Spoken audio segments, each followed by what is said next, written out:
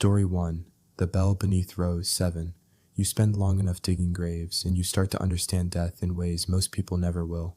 The way the air shifts when the coffin's lowered, the muffled thud of the first soil hitting the lid, even the subtle difference in smell depending on the season.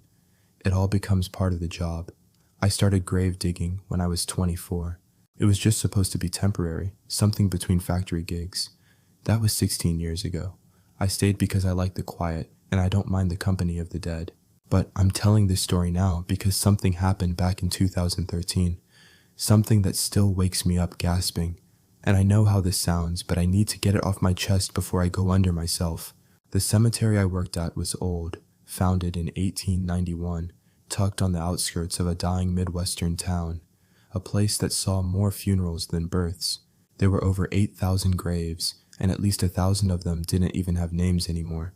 Just iron stakes or crumbling headstones worn blank by weather.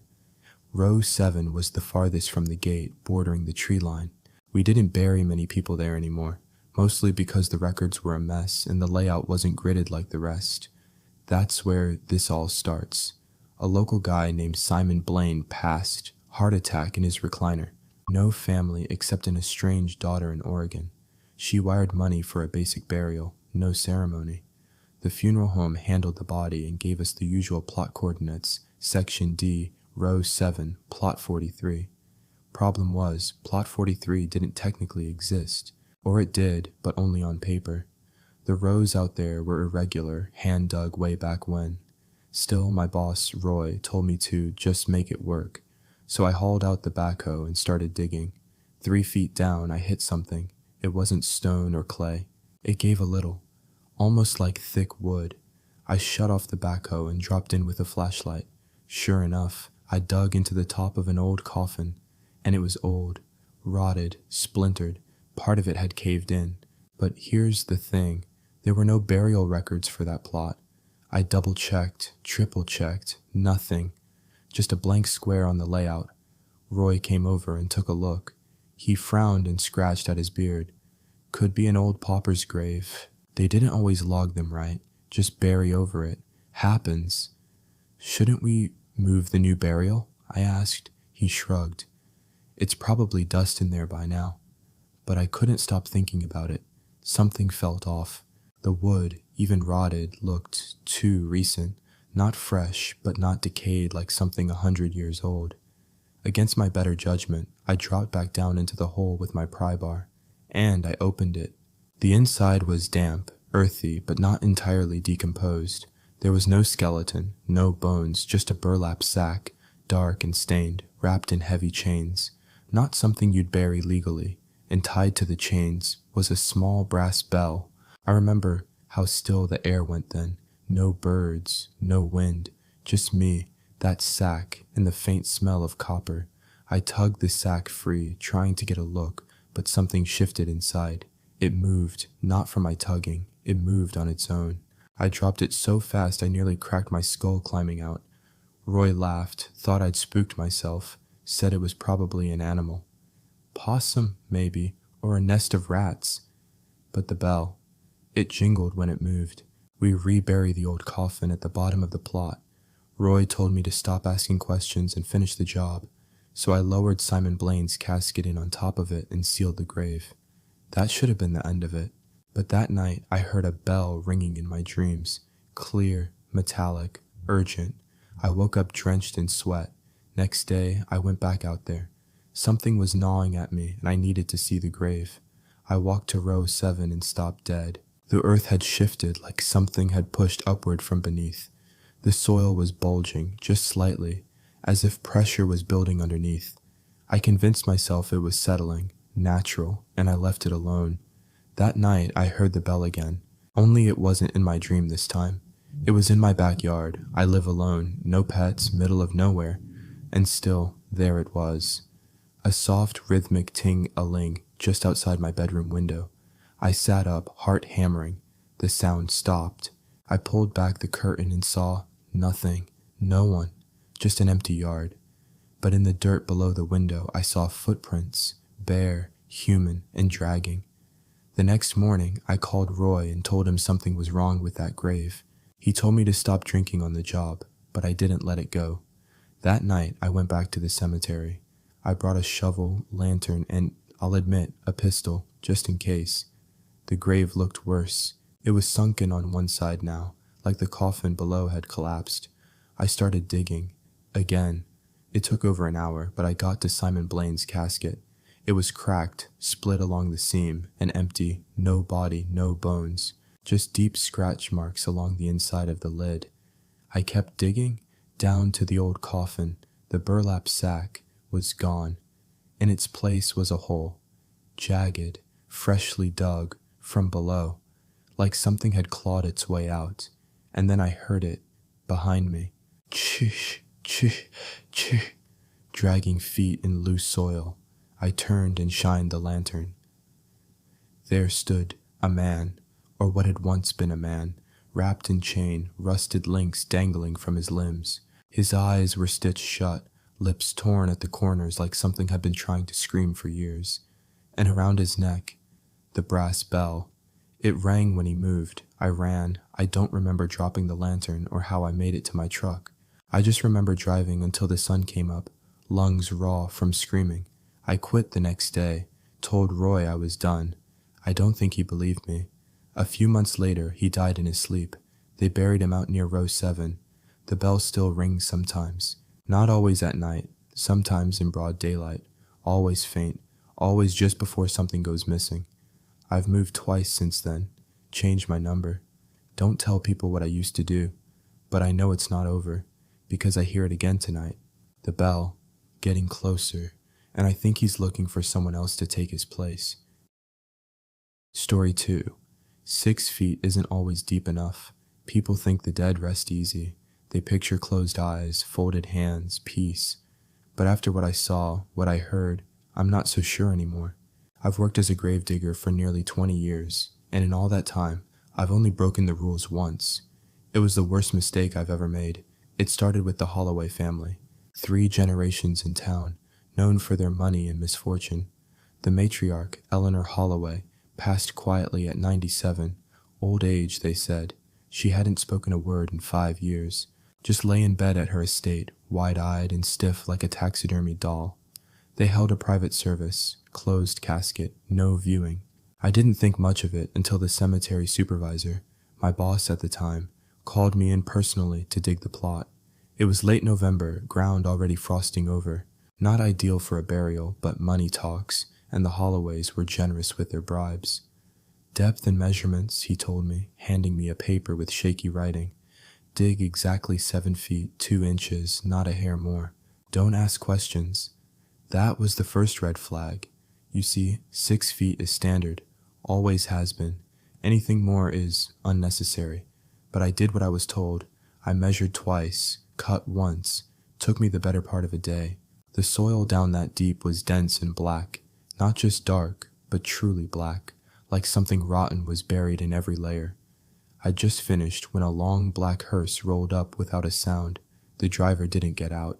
2 men in suits, faces pale as candle wax, unloaded the casket. No flowers, no ceremony, just me, the box, and the wind. They nodded once, dropped the casket into the grave, and left. And that's when I heard it. A knock. From inside. It was faint, like a single knuckle against wood. I froze, listened, another knock, then silence. I leaned over the edge, heart thudding, ears straining. Nothing, just the wind and the whisper of dry leaves scraping the dirt. I told myself it was my imagination, the cold, nerves, but as I shoveled dirt back over the casket, I felt it again. That wrongness, that weight pressing down from nowhere, like someone watching from below. I finished the job and left without saying a word. That night, I couldn't sleep. Something kept scratching at the back of my mind, and then around 2 a.m., my phone buzzed, unknown number. I didn't answer, but it left a voicemail. Just 1 second of static, and a knock. 3 slow knocks. For the next 2 weeks, nothing unusual happened, until a storm rolled in and knocked over a sycamore tree, right on the edge of the Holloway plot. The roots tore up half the ground, and the caretaker called me in to assess the damage. When I got there, I saw something I'll never forget. The tree had unearthed a corner of Eleanor Holloway's grave. Not much, just enough to expose the top of the casket, but the lid was open, split more like, not from above, from inside. Wood splinters angled outward like someone had forced their way free. I staggered back, bile rising in my throat. "Animal damage," the caretaker said. "Coffin must have collapsed, maybe a raccoon or something." But there were no chew marks, no claw prints, only scratch marks, dozens of them, long and shallow from fingernails. And something else. Teeth. You ever seen wood bitten through? Human teeth don't do that, but this one did. There were actual molars embedded in the lid. That night, I got another voicemail. This one was longer. It started with static, but then I heard something faint. "Let me out." A woman's voice, cracked, dry, like sandpaper on glass. Then the knock. Again. Always the same rhythm. 3 slow knocks. I couldn't take it anymore. I had to know. I went back to the grave with a lantern and pry tools. I told myself it was for peace of mind, to prove that nothing was really happening. I unsealed the casket myself. What I saw still makes my skin crawl. There was no body, no Eleanor, just a pile of dirt, packed inside the coffin, and something buried in it. I reached in and pulled out a jar. Glass, old and cloudy. Inside it was a folded scrap of parchment sealed with wax. I broke it open. It read, "She is not to rise again. By earth and bone and breath, sealed be her soul 7 feet beneath." Underneath it, another line, written hastily in darker ink. "If this seal is broken, bury her deeper." I rebury the grave, 8 feet this time, packed it with concrete too. But the dreams still came. In them, I walk the cemetery at night, and all I hear is digging. Not from me, from beneath. Hands clawing, nails peeling back, soil shifting, a voice gasping for air, and always, 3 knocks. It's been years now. I transferred cemeteries, moved states, changed my number. But sometimes I wake up with soil under my nails. Sometimes I hear knocking on my bedroom wall, always in 3s. And last week, someone left a jar on my porch. Inside was a parchment note. 8 wasn't enough. Story 3. The Whisper Pit. I worked at St. Halstead Cemetery for 8 years. Out of all the places I dug graves, St. Halstead was the oldest, quietest, and most wrong feeling. You know how some cemeteries feel peaceful, like the dead are really asleep? St. Halstead didn't feel that way. It felt alert, like the ground was listening. I tried not to think about it. You can't do this job and be superstitious. But St. Halstead had a reputation even among other gravediggers. It used to be part of a sanitarium complex. The St. Halstead Institute for the Morally Wayward shut down in the 60s. Patients with no family were buried on the grounds. Hundreds of them, most unmarked. We just called that section the pit. The records say it holds about 240 bodies, but that's a lie. I know, I dug there, more than once.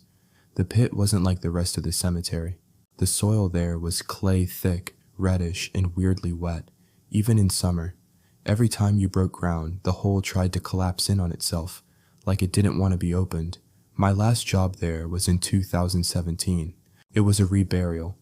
A storm had unearthed part of an old trench grave in the pit, and a skeleton had come loose.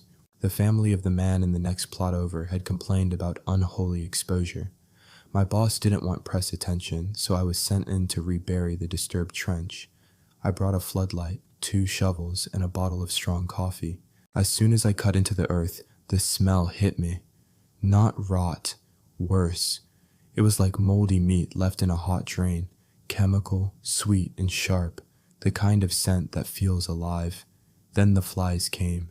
No body above ground, but still they came, swarming thick around the edges of the hole like something underneath was rotting. I got the trench open far enough to make room for the exposed remains. Bones only, or so I thought. But just under the surface, I hit something soft. I froze. The ground shifted, something wheezed. I jumped back so fast I dropped my shovel. Because what I saw wasn't bones, it was skin. Swollen, waxy, and pale green under the dirt. Eyes sewn shut with rusted wire, mouth open, filled with dirt and teeth. Way too many teeth. And it was moving. I reported it. Told my boss it looked like an improperly embalmed body. that it hadn't decomposed right. He told me it was just a freak preservation, said the soil was probably high in lime. I told him it moved, he laughed, but I didn't sleep that night, or the one after. Not just from fear, from the noise, whispers. They started in my dreams, but I kept hearing them after I woke, like voices crawling through vents, always the same. Shovel, dig, deeper. I went back. I shouldn't have, but I couldn't help it. I needed to know if what I saw was real, or if I'd finally cracked. I snuck in after midnight. The floodlights were off, the wind sharp. I brought only a flashlight and my old iron spade. The trench was still open, but someone had added to it. The edges were smoothed, as if something had been crawling out, and next to the pit were footprints, bare, human, but wrong. The toes were too long, the arch too high, and there were only 4 per foot, not 5. They led away, not toward the gate, but deeper into the woods behind the cemetery. I followed. I don't know why, curiosity, madness, whatever, but about 50 yards in, I found a hole, freshly dug, big enough for a person, and inside it was me. No, not me, but a body that looked exactly like me. Same height, same build, same work boots. The face had been peeled away, neatly, precisely. Underneath was something slick and black, like wet paper twisted into human form. Then the whispers came again, louder. He took our skin. Return it. Return it. Something moved in the trees. I ran. I made it back to my truck and didn't stop driving until sunrise. I told the police, showed them the pit, the trench, the copy of me. But when we returned, everything was gone. Filled in, no trench, no body, just a new grave marker near the pit that hadn't been there before. No name, just a date, tomorrow's date.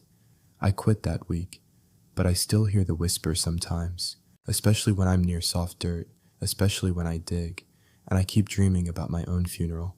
No one is there, except something wearing my face, smiling, digging.